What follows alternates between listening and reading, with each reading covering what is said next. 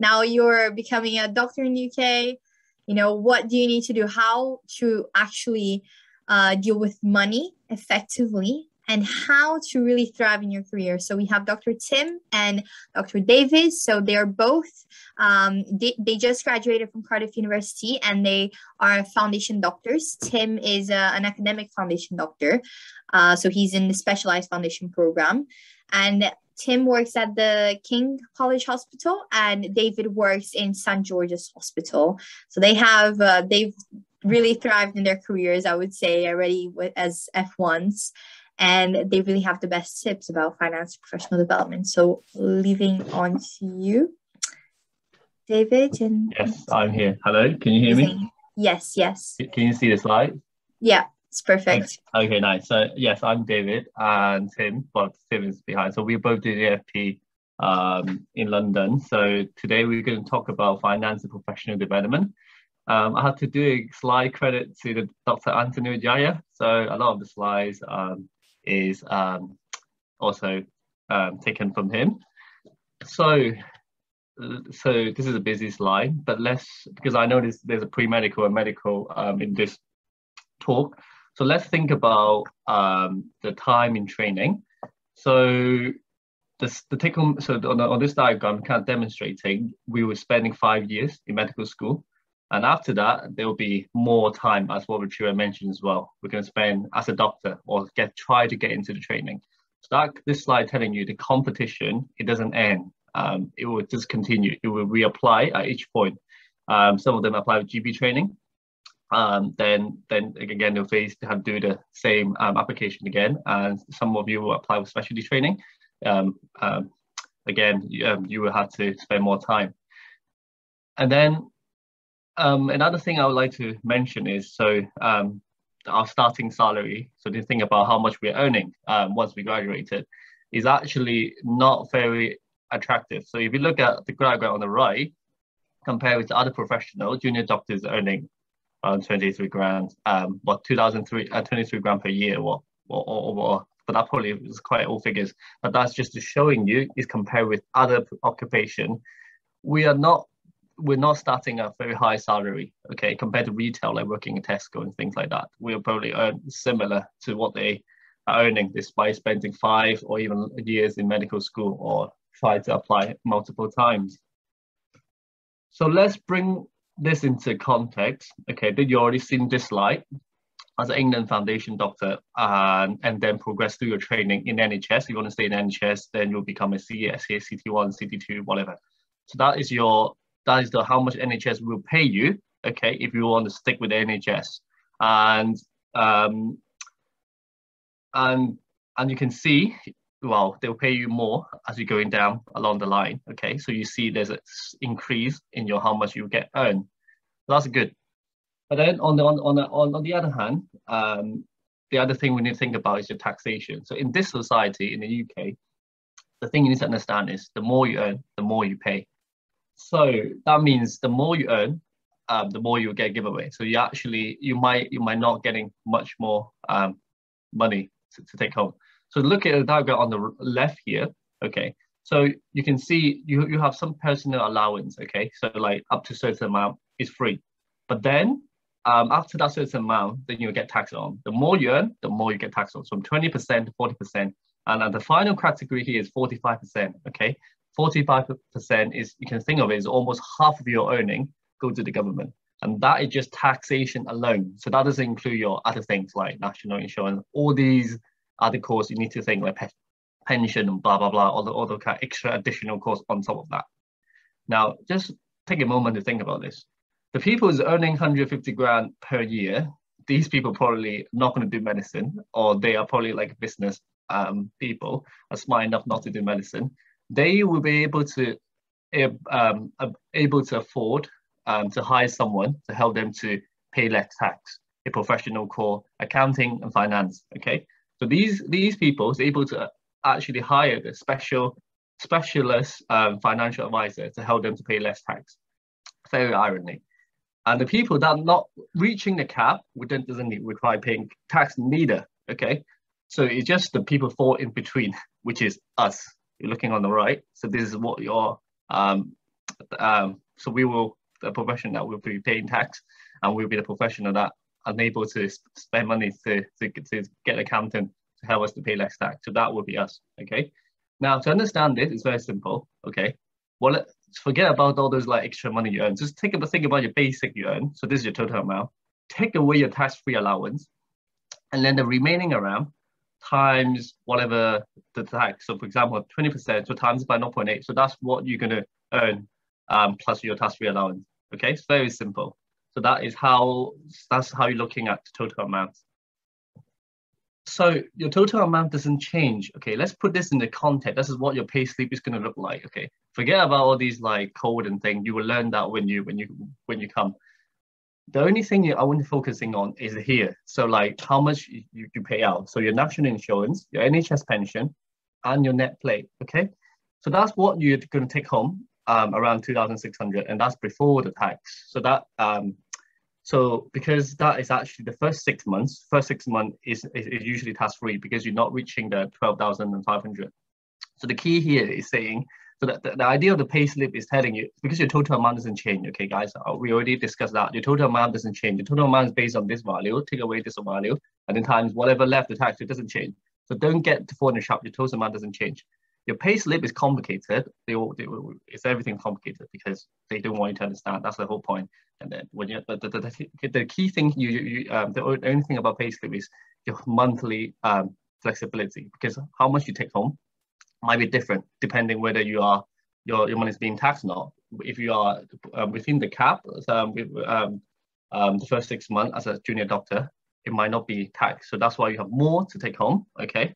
But then if you have the final 6 months, maybe when you reach the cap, then it will be taxed and less take home. So the idea of the pay slip is telling you how much monthly you have a flexibility to take home in order to plan your financial. So that's the thing. You can look into that. Your total amount doesn't really change much. Okay, so just think about this. So let's put it in context. As F1, working in London, how much you're going to spend? So that's what you're roughly taking home. You have to pay your council tax. So in this country, you have to pay council tax. Okay, and you pay rent. Rent in London is horrific. It's expensive. You have to pay water bills. You have to pay electricity and gas. You have to pay London transport. Okay, people talk about London rating. This is crap, okay? They give you 160, but then that's probably enough money to get train. That costs you around the same price. So forget about London rating. It just cover you to travel? Basically, your travel costs. I just think about London rating. Don't listen to what they tell you. £2,000 per year is nothing, okay? The food, so I cook, so that's why I save a lot of money. Eating out and coffee. So you will eat out and you will buy coffee. So that's just unavoidable. So that's why I put it on essential expenditure, okay? Now, some of you have a tuition debt, so you have to pay it back, or some of you come from an Asian family or whatever, you have to want to pay for your parents. But I highlighted this is optional, so some of you think it's not necessarily applied. So that's what you're taking home, is around £300, £600, roughly. Okay, that's not too bad. But think about this is non-essential expenditure. As Richard mentioned, if you want to get into the training program, there's more to it. You have to pay for courses, you have to pay for subscription to your member fee, indemnity, all that kind of thing. Pay for exam courses. Can you believe exam courses can cost £550 for MLCS Part A? So that one exam you want to become a surgeon, you have to do. And Part B is £1,000. Okay, so that's crazy. And courses are expensive, especially when you're earning. That's same as a conference as well. So all these are very expensive. So what I'm trying to tell you is it's expensive, guys, and you're not going to have much take home. So therefore, but at the same time, there's a lot of benefit, which we should have mentioned in the slides. Try to make the most of those benefits, okay? The benefit when you're working, and also there's a lot of benefit during your medical school training as well, okay? If you're a medical student, there's a lot of like claims or whatever goods. There are financial support there. You just have to seek them out, okay? Regards to international home, because they treat everyone the same. So that's what I'm trying to get you guys to think about, is try not to pay things if you can. Now, finally, so that's my final slide to talk about for international or for home, doesn't matter, is to think about how much you are spending and how much you're actually earning if you want to stay in here. And then you have better understanding of financial planning in a way. So we actually commented on the RCP, me and Tim and Sashi, and you can read the commentary for international if you're interested. And so what we are trying to say is on the grey line here is telling you how much you're earning based on your pre-tax salary, basic salary, after your graduation, if you want to stay in the NHS in this country. Okay. Now, it's not too bad because it's compared to other countries. This earning is great, but yeah, because you can reach over 100k, well, 20 or 30 years down the line, but then you will tax a lot as well. So don't forget, the taxation is a big thing behind this. But then there's other benefit comes to that. So that is your grey line here. That's telling you how much you're earning after you graduated. If you want to stay in NHS, so around 1, 2. So you can see that salary is increasing and slowly start to plateau after 15 years working in NHS, then slowly plateauing. So you're not going to earn much unless you do private work. That's why a lot of people do private work, because you're not going to get enough from the NHS. NHS is good, it's free, but then it's also telling you it's the only employers if you want to do any training. So they are, or if you want to work in public sector. GP is slightly different because you can't run your own practices. Then the government can pay your money in a different way. So that's why GP you can look at GP at different financial models. So that's why it's quite a smart way to boost that extra income by working less. I keep saying working because what we're doing now, the different way of looking at money is like you're spending your hours to go and work to return. So you're actually using your hours of labor to get that return. So that is so. And some, if you look at this, if you look at the financial thing, some of them they sometimes don't work and they get money. So that's why you do investment, all that kind of thing. Okay. Now, so that's how much average tuition fees we are paying if you're international. So 180k. Okay. If you look at how much you're going to repay that based on your salary, let's say you're looking at 10% of your pre-tax salary. That's pre-tax salary. It's going to take you 28 years to repay how much you put it in. So if you're international, you're right here. If you pay a little bit more, 20 and 15%, yes, you're gonna take quicker time. You pay 30%, it's going to take you 13 years to pay it back, and you realize it's impossible because 30% before tax, then minus all those, that's impossible. But however, if you're home students, okay, if this initial cost is nothing, if like 45 grand, then it's quite a good deal. So let's say if you're UK, then you're putting what, 9 grand per year, and then times it by 5 or 6 around here. So your earnings is actually higher than what you put in. So that return is actually come back. So, but in international, it would never come back. It would never meet that return. If your government pay for you, great. So this is a good work. So then it's good. But then if you are like myself, then your parent pay for that money. What you really need to think about is how you need to utilize that benefit, guys. So like, this is something that I want to make you understand. So because if your parents paid in this, you really need to think about financial planning at an early stage and how you can save money and look at it in a different way. Don't forget, all these is excluding all the visa costs, all those things that we mentioned in the previous slide, applying visa, NHS, all the kind of thing. Fine, so that's me done. So I'm going to leave it with Tim to talk about something more useful, professional development. Thanks, David, and thanks for inviting me to talk about professional development. I'm primarily going to talk about my personal experiences and focus it from the perspective of a medical student. So I assume most of you are still at university. So professional development, I've tried to find a definition of what it means, but in essence, I interpret it as developing yourself in many different ways within medical school, which may mean helping other people, working on your own knowledge and building your confidence in leadership and teamwork and all that kind of stuff. And it's not just about academically doing well, and with the end goal of hoping to become a better rounded doctor once you graduate. And obviously it's nice to have some extra points for your portfolio as well, which as mentioned in previous talks would be very helpful for future applications. Next slide, please. David, can I have the next slide, please?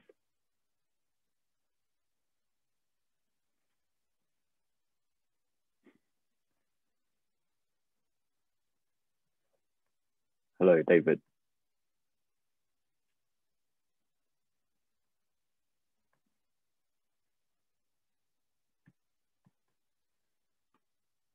bear with us for a moment. He's still controlling the slides.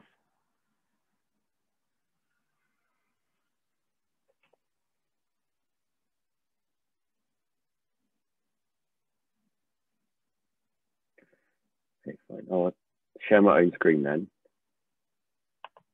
If you just bear with me for a moment.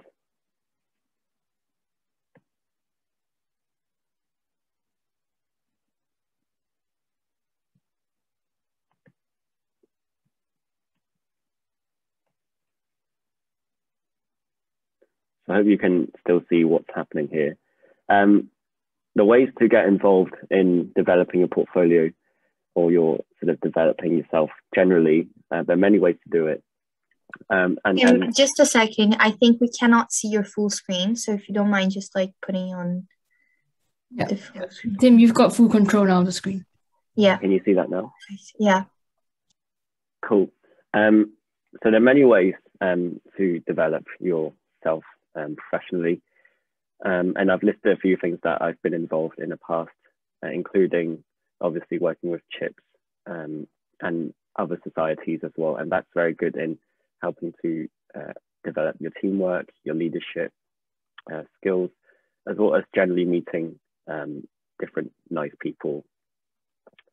Attending conferences is always a good experience as a student. Obviously, you're unlikely to be presenting any groundbreaking research, but again, the experience is great for helping to develop your communication and also meeting more senior researchers and hopefully even getting in contact with a few of them to get some research opportunities if that's what you're interested in.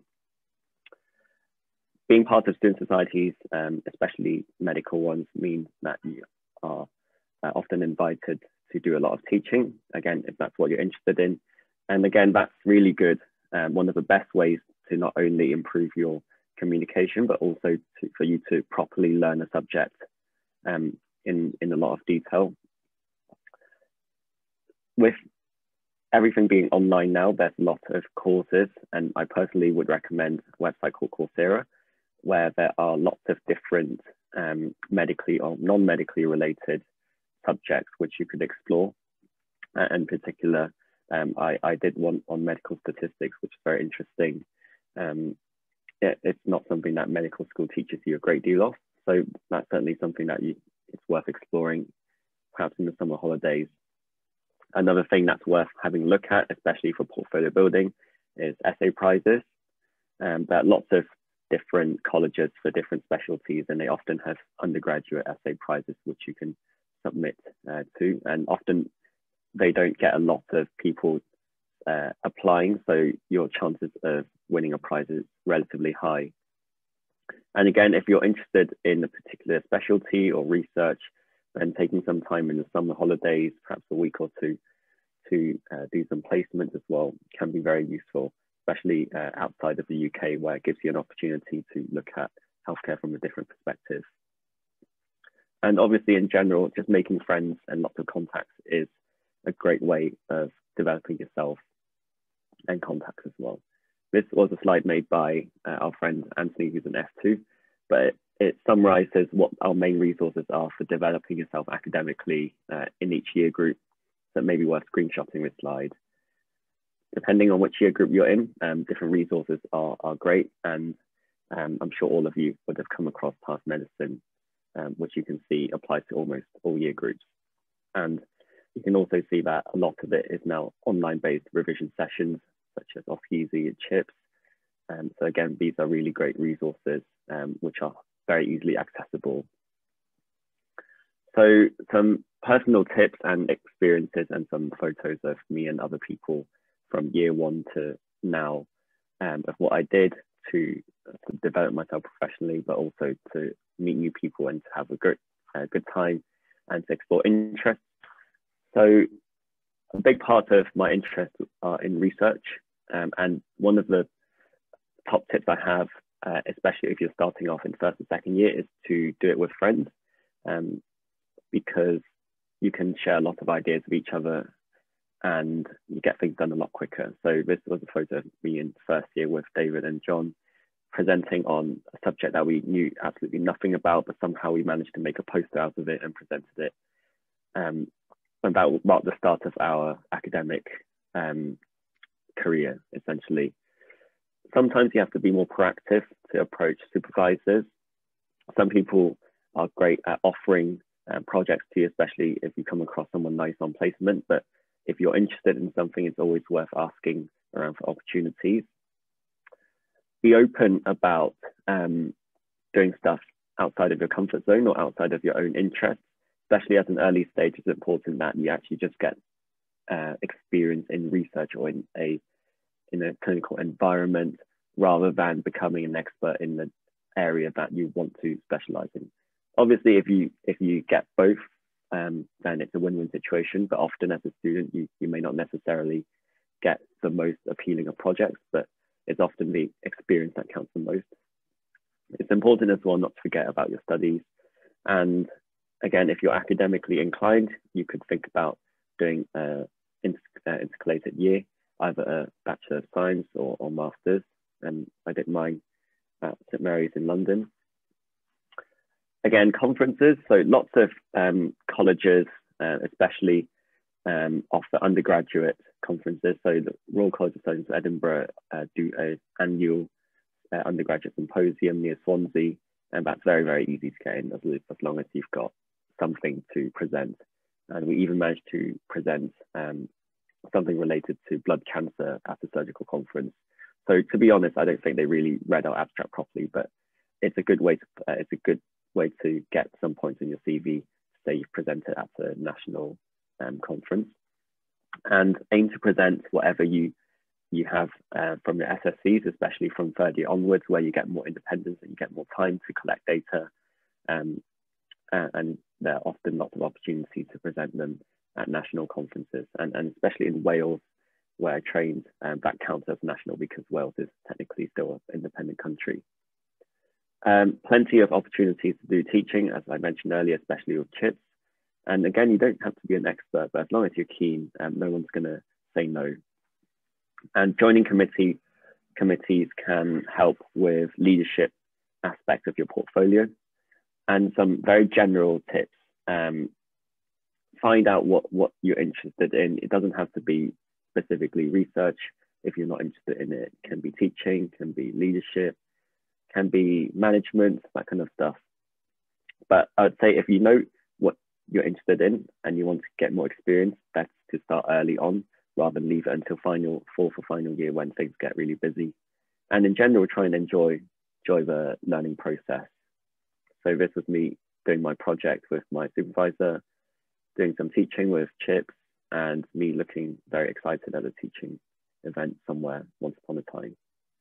This is Anthony sharing some of his own experiences, lots of non-academically related stuff like stage up with the musical performances, basketball, and having a big group of friends for dinner as well. And last of all is that failure or unsuccessful attempts is part of the process.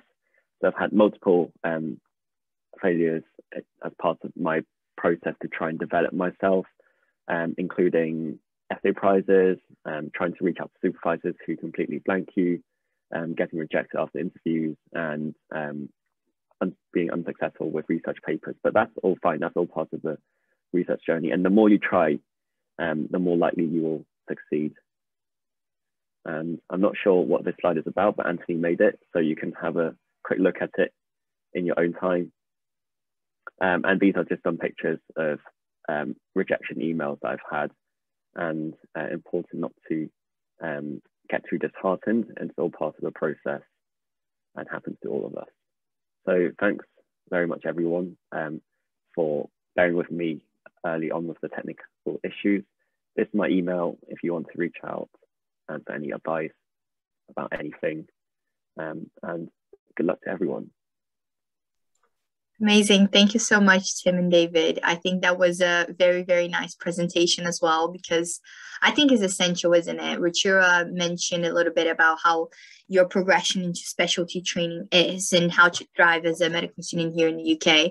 And I think the financial planning really plays an aspect in this, because as David pointed out, it is a lot of money to pay for medical school in the UK, and you need to plan ahead and then get those opportunities and, you know, sort your life out so that you can really have the financial support, because as a doctor you will need it, and loads of things will cost you money throughout the way, and you want to be in a successful position. And Tim brought how you can really make your CV stand out for all of those applications throughout your medical pathway. It never stops, guys. You're always going to be reporting to someone else, applying, you're doing some extra exams.